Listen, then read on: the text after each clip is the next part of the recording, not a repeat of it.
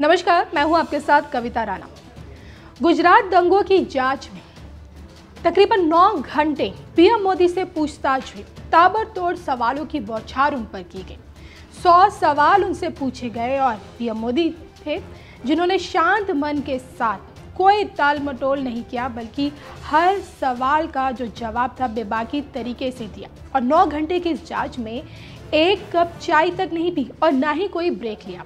जी हाँ, ये दावा किया है उस समय एसआईटी टीम के जो जांचकर्ताओं के जो मुखिया थे आर.के. राघवन ने अपनी नई किताब में। जी हाँ, हाल ही में उनकी एक ऑटोबायोग्राफी प्रकाशित हुई है जिसका नाम है अ रोड वेल ट्रेवल्ड। और इस किताब में उन्होंने गुजरात दंगों की जब जांच के लिए एसआईटी का गठन हुआ था और उस एसआईटी ने जब पीएम मोदी जी से 9 घंटे की पूछताछ की थी, उस दौरान पीएम मोदी का किस तरह से बर्ताव था जांचकर्ताओं के साथ, उसको लेकर उन्होंने अपनी इस किताब में कई दावे किए हैं। आपको बता दें कि साल 2002 में गुजरात में दंगे हुए थे और उस समय राज्य के जो मुख्यमंत्री थे वो नरेंद्र मोदी जी थे और विपक्ष ने उस समय जो कि केंद्र में यूपीए की सरकार थी और विपक्ष से लेकर यूपीए की सरकार ने उन पर गुजरात दंगे के आरोप भी लगाए थे, जिसके चलते सुप्रीम कोर्ट को इस मामले की जांच के लिए एसआईटी का गठन करना पड़ा। तो 2002 में दंगे हुए थे, उसके बाद एसआईटी टीम का गठन हुआ और जिसके चलते एसआईटी ने पीएम मोदी को जांच के लिए बुलाया था। जी हाँ, गांधीनगर के स्थित अपने एसआईटी दफ्तर में पीएम मोदी को बुलाया गया था, जहां उनसे तकरीबन 9 घंटे की पूछताछ हुई। और इस पूछताछ को लेकर मिस्टर राघवन ने अपनी किताब में जो खुलासे किए हैं, जो उनकी जो स्टेटमेंट्स इस किताब में रखी गई हैं, वो हम आपको बताते हैं। उन्होंने इस किताब में अपनी किताब में ये बात बताई कि हमने उनके स्टाफ को संदेश भेजा कि उन्हें इसके लिए व्यक्तिगत तौर पर एसआईटी दफ्तर आना होगा और अगर ये मीटिंग किसी अन्य जगह हुई तो इसे गलत समझा जा सकता है कि आप किसी का पक्ष ले रहे हैं। तो आपको बता दें, मिस्टर राघवन ये बताना चाहते हैं कि किस तरह से पीएम मोदी ने इस जांच में पूरा सहयोग दिया था और उन्हें जहां बुलाया गया था वो पूछताछ के लिए वहां पहुंचे थे।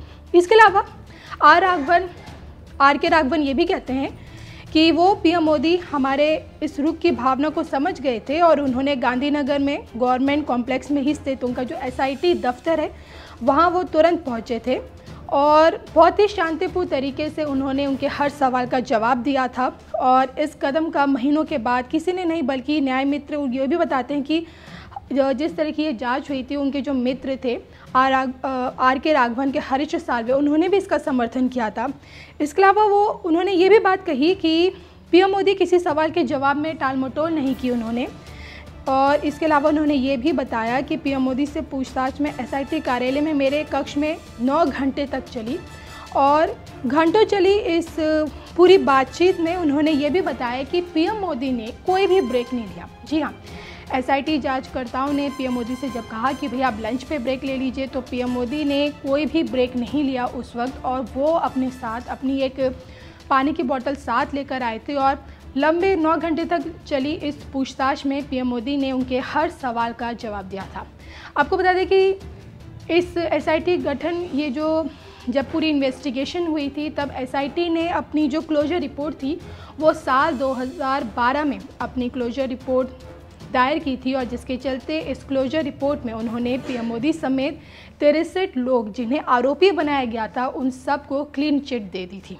एक तरह से देखें तो गुजरात दंगे में एसआईटी टीम ने पीएम मोदी समेत 63 लोगों को क्लीन चिट दे दी थी, लेकिन फिर भी आज के टाइम में विपक्ष कहीं ना कहीं पीएम मोदी पर गुजरात दंगे के आरोप लगाता रहा है। लेकिन सबसे बड़ी बात जो खुलासा किया है मिस्टर आर.के. राघवन ने अपनी किताब में कि किस तरह से पीएम मोदी ने 9 घंटे की इस पूछताछ में न सिर्फ पूरा सहयोग दिया बल्कि एक कप चाय तक नहीं पी, बस अपनी पानी की बोतल वो साथ लेकर आए थे और लंच तक नहीं किया।